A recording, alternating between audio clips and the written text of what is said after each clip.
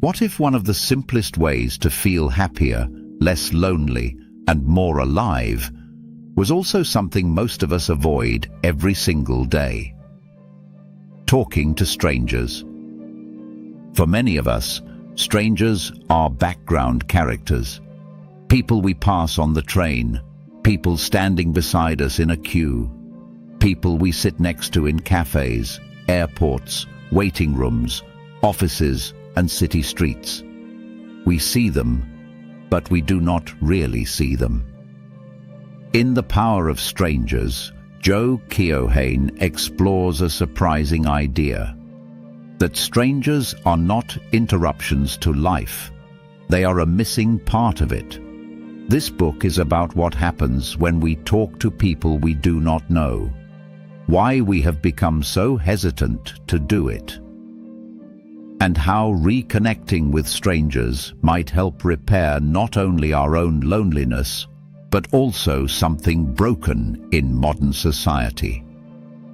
So, in this video, we will walk chapter by chapter through the book's biggest ideas. Let's begin. The book opens with a simple but powerful moment. The author gets into a cab and starts talking to the driver. What begins as casual conversation turns into something deeper. A whole life begins to unfold. A story, a worldview, a person. And that is the central insight of the book. Every stranger is a world.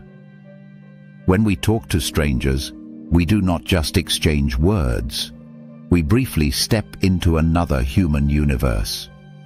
That is what makes these encounters so powerful. And it leads to the question at the heart of the book. If strangers have so much to offer us, why do we spend so much of our lives avoiding them? The author begins in a classroom, placing himself in the role of a student, not a student of theory alone, but a student of human connection. He sets out to understand something many of us assume should be natural, but increasingly is not: how to talk to strangers. Because in the modern world, many of us have become socially cautious. We are surrounded by people all day, yet still live in emotional isolation. We may know how to send messages, scroll feeds, and respond to notifications. But spontaneous human contact? That often feels strangely difficult. And so the book begins as an investigation, but also as a kind of retraining. How did something so human become something so uncomfortable? To answer that, the book starts with a surprising point early on. One of the most available sources of happiness in everyday life is something we almost never use. Talking to strangers often makes us feel better than we expect. Research shows that even brief conversations with unfamiliar people can lift our mood, reduce loneliness, and help us feel more connected to the world around us. And yet, most people do not believe this. We assume strangers want to be left alone. We assume the interaction will be awkward. We assume silence is safer. But again and again, the evidence suggests otherwise. People tend to enjoy these interactions more than they predict. They often walk away feeling lighter, warmer, more human. In other words, there is a small, renewable source of happiness available almost everywhere, and most of us ignore it.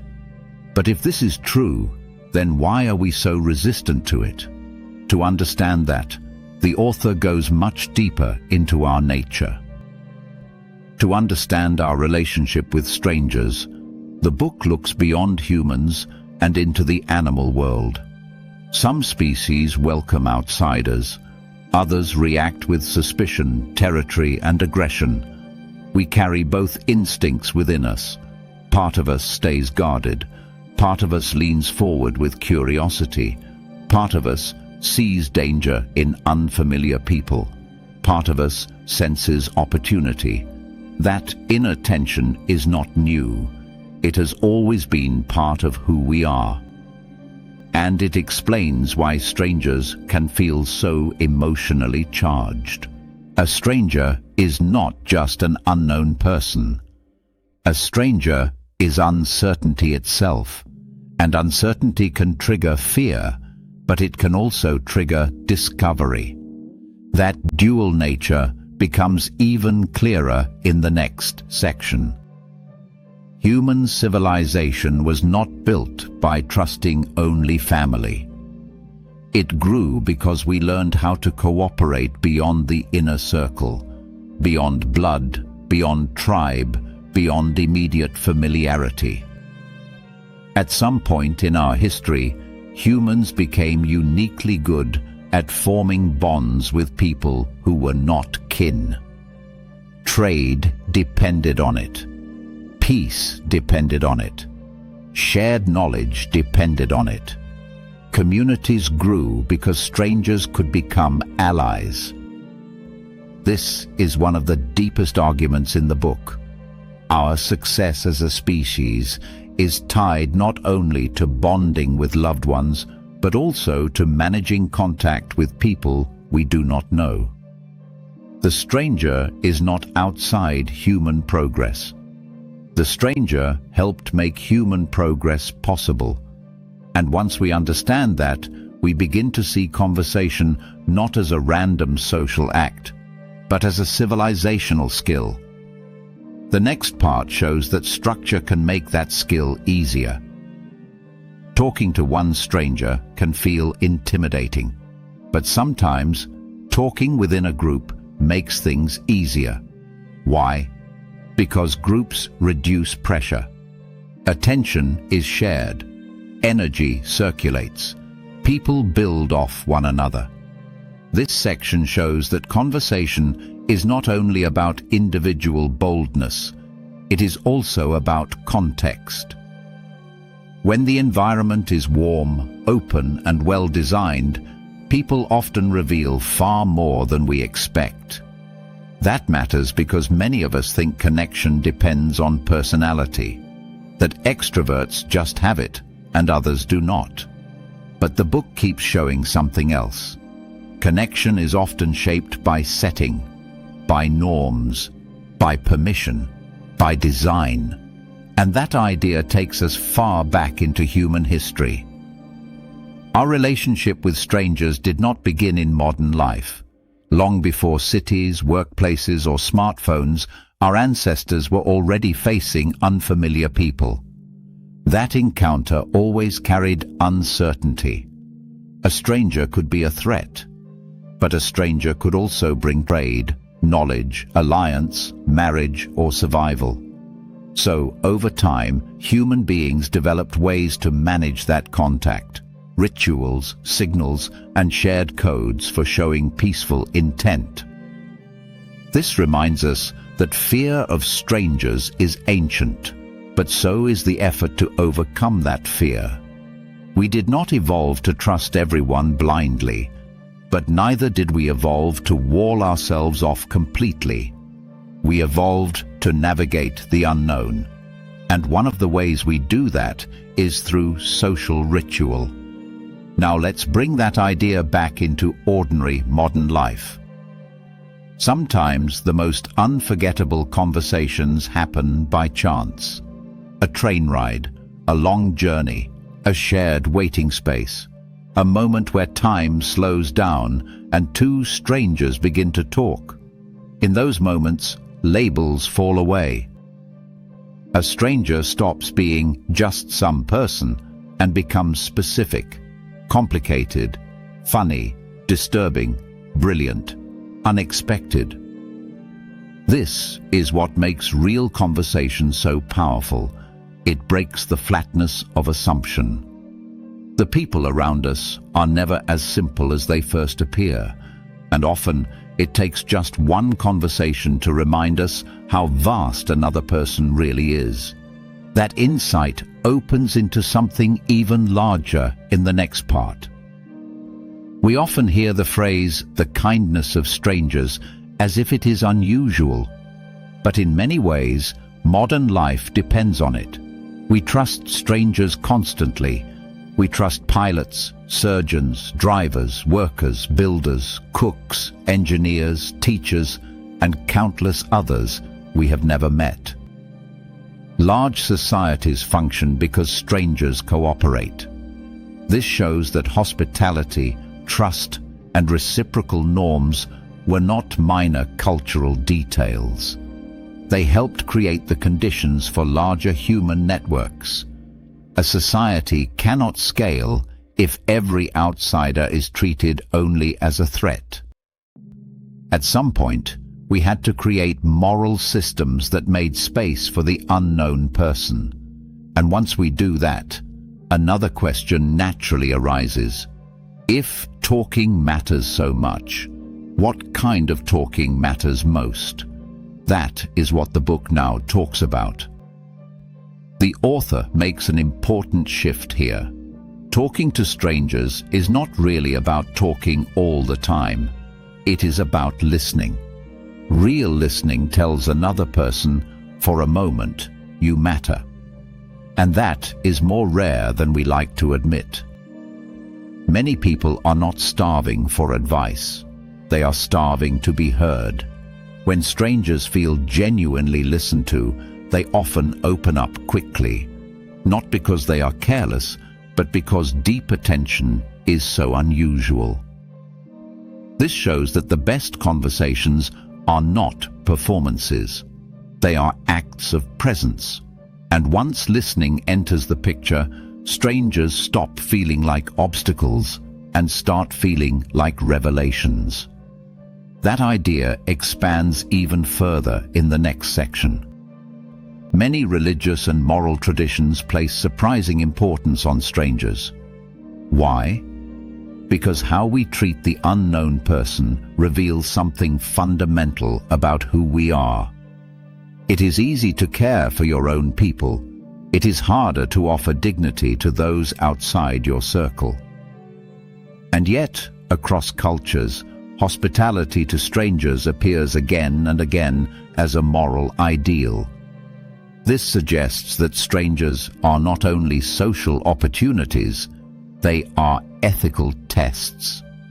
Can we recognize humanity where familiarity is absent? Can we act decently before comfort has been established? That question does not disappear in modern life. If anything, it becomes more urgent, because in cities we are surrounded by strangers constantly, and yet we often behave as if they are invisible. Cities place us among more strangers than ever before. And to survive that density, we learn a kind of social choreography. Do not stare too long. Do not intrude. Do not make things weird. Keep moving. This creates a polite distance, a way of sharing space without conflict, but there is a cost. We become skilled at ignoring one another. Urban life gives us physical closeness without emotional contact. We pass hundreds of people in a day and still feel unseen. The city is full of human possibility, but also full of practiced withdrawal. And once that habit sets in, fear can easily step into the empty space, which is exactly what we are going to explore next. Fear of strangers is one of the strongest forces in the book. Some of that fear is rational. Not every stranger is safe. Caution has its place. But the author argues that our culture has amplified stranger fear far beyond what is healthy. Media stories, political rhetoric, moral panic, and social mythology have trained us to associate the unfamiliar with danger. We are often taught to see strangers first as risks, not as people. And when fear becomes our default lens, we do not just avoid danger. We avoid possibility. We avoid surprise. We avoid connection. This is powerful because it shows how a protective instinct can become a social prison. And yet fear does not always produce the same outcome. Sometimes, strangely enough, it can push people closer together. Here, the book introduces a striking paradox. In some settings, shared anxiety about outsiders can actually strengthen internal trust. Groups become tighter, communities become more bonded, people become friendlier to those they identify as us. That helps explain why fear can be politically useful. It creates solidarity. But it is a limited solidarity, a conditional one, a solidarity built on exclusion. The book pushes us to notice the trade-off. Yes, fear can unite a group, but it can also shrink our moral world. It can make warmth inside the boundary depend on suspicion outside the boundary. And once we see that, the next chapter asks an even deeper question. What happens when two strangers do meet and really, truly connect? Now, author talks about deep encounter. It is about what can happen when two people move beyond small talk and enter genuine exchange. In those moments, something new is created, a new idea, a new understanding, a new version of both people. Conversation is not just information transfer, it is co-creation. Two minds meet, and something emerges that neither one could have produced alone. That is why meaningful conversation can feel so alive. You are not just reporting yourself, you are becoming more than you were a moment before. And now the book turns from why stranger connection matters to how we can actually do it. This is the question many viewers are probably asking. All of this sounds interesting, but when is it actually okay to talk to strangers? The book's answer is practical. Context matters. Some places naturally invite interaction. Travel, bars, parties, public gatherings, classes, waiting areas, neighborhood spaces, shared events. Certain situations create social permission. People are more open when there is a shared reason to be there, a shared mood, or a shared moment. This is useful because it reduces the mystery. You do not have to talk to everyone everywhere. You just need to notice when the door is already slightly open, and once you recognize those openings, the next section shows how to step through them. Now the book becomes directly practical. How do you actually start? Often it begins with something simple, a comment about the shared environment, a question that invites more than a one-word answer, a tone that is warm but not invasive. You do not need to be dazzling. You do not need a perfect line. You do not need to become someone else. You need curiosity, presence, a willingness to notice. It shows that good conversation usually grows from small beginnings. A stranger does not become less strange all at once. It happens in stages, a detail, a smile, a follow-up question, a moment of mutual ease. And perhaps the most important lesson is this. People respond not just to what you say, but to how safe you make the interaction feel. The theory is helpful, but practice matters more, which leads naturally into the next part. The only real way to get better at talking to strangers is to do it. It is about experimentation in real life. Try making eye contact. Try putting the phone away. Try noticing who seems open. Try making one comment instead of rehearsing 10. Confidence does not come first. Action comes first. Most social courage is built through repetition, not inspiration.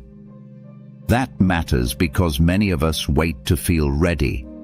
We wait until we become naturally smooth, naturally fearless, naturally social. But that day rarely comes. Skill grows through exposure. And as the book keeps insisting, a richer human life is often waiting just on the other side of that first small risk. But stranger contact is not only about pleasant chats with people like us. The next part pushes further. It is one thing to talk to familiar strangers. It is another to talk across lines of race, class, religion, politics, nationality, or culture. The real power of stranger conversation is not just that it entertains us. It can challenge the stories we carry about other people. Stereotypes survive at a distance. Humanization happens up close. That does not mean one conversation erases injustice or solves division, but it does mean contact can complicate prejudice. It can make abstract categories feel human again. And that matters because much of modern life encourages us to sort people before we understand them. The book offers a different path. Approach with curiosity before certainty. That becomes even more difficult when the stranger is not just unfamiliar, but hostile. Now the book moves into one of its hardest and most important questions. How do you talk to people you deeply disagree with? People whose views offend you? People you may see as dangerous, ignorant, or morally wrong? The easy answer is, do not. But the book challenges that instinct. When societies stop talking across lines of conflict, people become caricatures. Opponents become monsters. Citizens become enemies, and once that happens, trust collapses. This section does not argue for naivete. It does not say every disagreement can be solved with a friendly chat. What it says is more important. Without contact, contempt grows unchecked. Conversation can restore complexity. Not always agreement, but complexity. And complexity is the enemy of dehumanization. That prepares us for the practical climax of the book. At this point, the book becomes deeply practical. What should you actually do when you encounter a stranger? Notice them. Look up. Take out the earbuds. Put away the phone. Allow the world to become socially visible again. Then, when appropriate, begin. A greeting, a question, a comment, a moment of openness. This is not really about technique alone. It is about attention. You cannot connect with a world you have trained yourself not to see. Modern life has made withdrawal incredibly easy. We can move through entire days cocooned in distraction. But the author is asking for a different way of living, a more porous way, a more awake way, a more human way. And that leads to the final chapter, where the individual lesson becomes a social one. The book ends by zooming out. This is not only a self-help message about becoming more confident or less lonely. It is also a civic message. A society full of strangers who never speak becomes brittle. Suspicion rises, isolation deepens, polarization hardens, empathy weakens. But a society where people retain the ability to see one another as human beings, even briefly, has a better chance of staying democratic, generous, and emotionally alive. That is why the author frames this as something bigger than casual conversation. Talking to strangers is not a trivial social habit. It may be one of the small, everyday acts that keeps public life from falling apart, and that is a powerful idea. So what is the real message of the power of strangers? It is not that every stranger is safe. It is not that boundaries are bad. And it is not that small talk will magically fix the world. The message is simpler and deeper. We have become too cut off from one another. We underestimate how much goodness, insight, relief, and humanity can come from brief contact with people we do not know. We overestimate the danger. We underestimate the reward. And in doing so, we may be cutting ourselves off from one of life's most available forms of connection. The stranger is not always a threat. Sometimes the stranger is a teacher, a mirror, a bridge, a reminder that the world is larger, richer, and more alive than the narrow loop of our own thoughts. So next time life gives you a small opening, on a train, in a cafe, in a queue, on a walk, in a waiting room, look up, say hello, because behind an unfamiliar face there may be an entire world waiting to meet you. Thank you for watching. If this book made you think differently about everyday human connection, let me know which advice stood out to you the most. And if you enjoy thoughtful book summaries like this, subscribe to the channel and I will see you in the next video.